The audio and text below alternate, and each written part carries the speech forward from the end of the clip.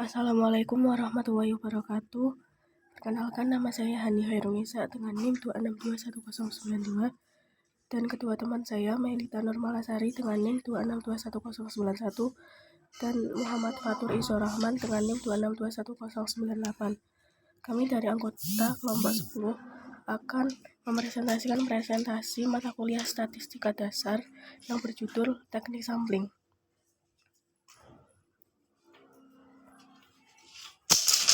Pengertian teknik sampling. Teknik sampling adalah teknik pengambilan sampel dari populasi. Sampel yang merupakan sebagian dari populasi tersebut. Kemudian diteliti dan hasil penelitian atau kesimpulan kemudian dikenakan pada populasi atau generalisasi. Pengertian teknik sampling menurut ahli. Yang pertama, Sugiono 2001. Pengertian teknik pengambilan sampel menurut Sugiono, teknik sampling adalah merupakan teknik pengambilan sampel. Yang kedua, Margono. Pengertian teknik pengambilan sampel menurut Margono ialah cara untuk menentukan sampel yang jumlahnya sesuai dengan ukuran sampel yang akan dijadikan sumber data sebenarnya, dengan memperhatikan sifat-sifat dan penyebaran populasi agar diperoleh sampel yang representatif.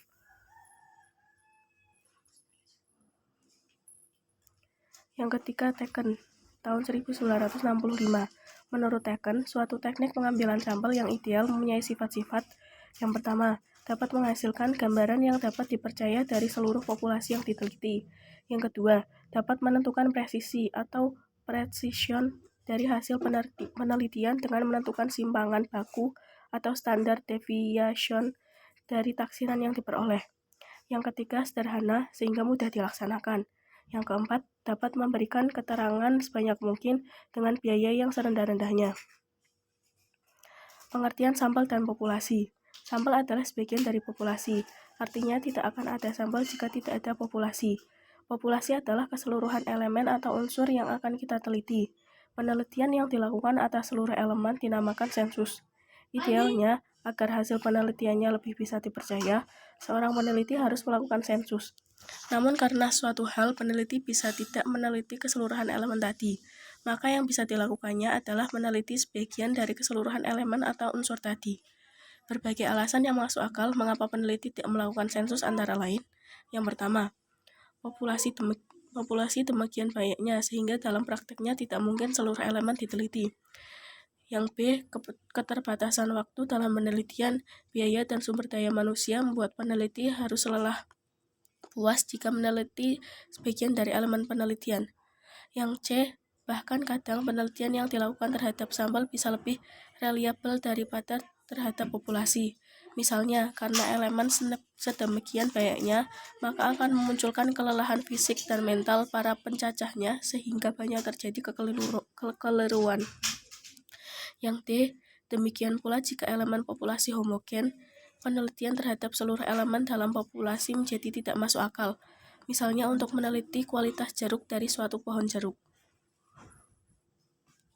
Populasi atau universe adalah sekelompok orang, kejadian atau benda yang dijadikan objek penelitian. Jika yang ingin diteliti adalah sikap konsumen terhadap satu produk tertentu, maka populasinya adalah seluruh konsumen produk tersebut. Jika yang diteliti adalah laporan keuangan perusahaan X, maka populasinya adalah keseluruhan laporan keuangan perusahaan X tersebut. Jika yang diteliti adalah motivasi pegawai di Departemen A, maka populasinya adalah seluruh pegawai di Departemen A. Jika yang diteliti adalah efektivitas gugus kendali mutu atau GKM organisasi Y, maka populasinya adalah seluruh GKM organisasi Y. Elemen atau unsur adalah setiap satuan populasi. Dalam populasi terdapat 30 laporan keuangan, maka setiap laporan keuangan tersebut adalah unsur atau elemen penelitian. Artinya, dalam populasi tersebut terdapat 30 elemen penelitian. Jika populasinya adalah pabrik sepatu dan jumlah pabrik sepatu 500, maka dalam populasi tersebut terdapat 500 elemen penelitian. Syarat sampel yang baik. Secara umum, sampel yang baik adalah yang dapat mewakili sebanyak mungkin karakteristik populasi. Dalam bahasa pengukuran, artinya sampel harus valid, yaitu bisa mengukur suatu yang seharusnya diukur. Yang pertama, akurat atau ketetapan, yaitu tingkat ketidakadaan atau bias kekeliruan dalam sampel. Dengan kata lain, makin sedikit tingkat kekeliruan yang ada dalam sampel, maka akurat sampel tersebut. tolak ukur adanya bias atau kekeliruan adalah populasi. Yang kedua, presisi. Kriteria kedua sampel yang baik adalah memiliki tingkat presisi estimasi. Presisi mengacu pada persoalan sedekat mana estimasi kita dengan karakteristik populasi. Contoh, dari 300 pegawai produksi diambil sampel 50 orang. Setelah diukur, ternyata rata-rata per hari, setiap orang menghasilkan 50 potong produk X.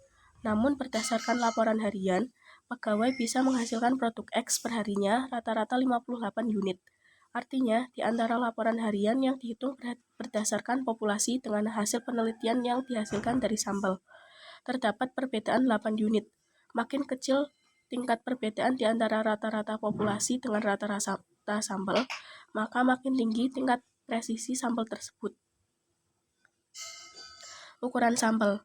Ukuran sampel atau jumlah sampel yang diambil menjadi persoalan yang penting, manakala jenis penelitian yang akan dilakukan adalah penelitian yang menggunakan analisis kuantitatif.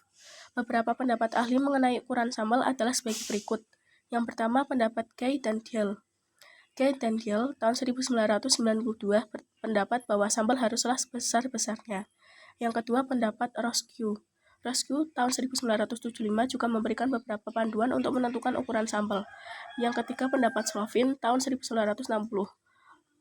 Slovin menentukan ukuran sampel suatu populasi dengan formula N sama dengan N kecil dibagi N besar dikali D kuadrat tambah 1.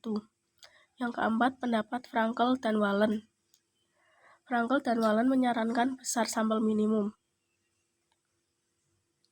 Yang kelima, pendapat Malhotra tahun 1993. Malhotra memberikan panduan ukuran sampel yang diambil dapat ditentukan dengan cara mengalihkan jumlah variabel dengan 5 atau 5 kali jumlah variabel. Yang keenam, Arikunto Suharsini tahun 2005.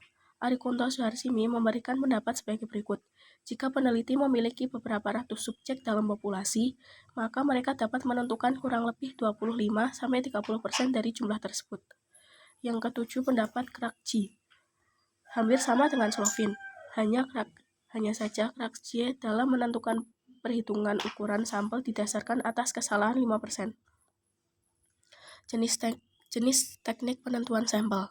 Yang A, teknik pengambilan acak atau random sample atau probability sampling.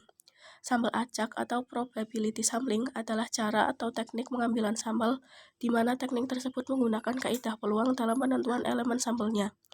Yang pertama, pengambilan sampel acak sederhana atau simple random sampling. Yang kedua, pengambilan sampel acak sistematis atau systematic random sampling. Yang ketiga, pengambilan sampel acak bersastra atau stratified random sampling. Yang keempat, pengambilan sampel acak berdasar area cluster random sampling. Yang kelima, area sampling atau sampel wilayah bertingkat multi-stage sampling. Teknik pengambilan sampel tidak acak atau non-probability sampling atau non-random sampling. Kebalikan dari teknik pengambilan sampel secara acak, teknik non-probability sampling, peneliti memilih anggota untuk penelitian secara acak. Yang pertama, purposive sampling. Yang kedua, snowball sampling. Yang ketiga, accidental sampling. Yang keempat, kuota sampling. Yang kelima, teknik sampel Juno. Yang keenam, sampling sistematis atau systematic sampling. Sekian materi teknik sampling dari kami. Kurang lebihnya kami mohon maaf. Wassalamualaikum warahmatullahi wabarakatuh.